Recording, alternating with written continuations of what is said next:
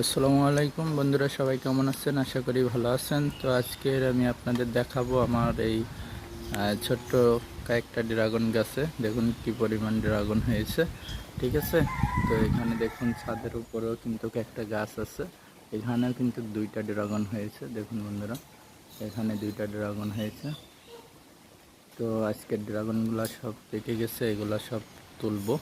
তো এখানে এই গাছে দুইটা ড্রাগন হয়েছে, এখানে কিন্তু আরও একটা হয়েছে, এখানে দেখুন। আর এখানে আরও এই পাশে একটা গাছ আছে, ওখানে হয়েছে, এখানে দেখুন।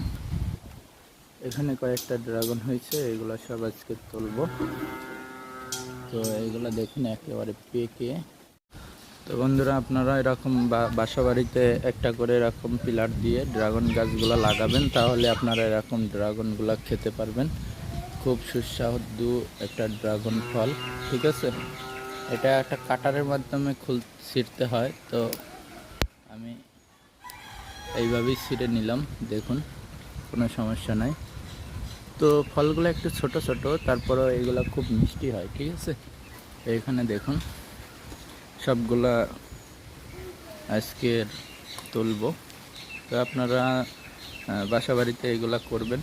দেখুন বন্ধুরা, ছাদের উপরেও করবেন, হবে। তো এখানে কিন্তু দুইটা হয়েছে, আবার নতুন করে এখানে একটা হয়েছে। ঠিক আছে, এগুলো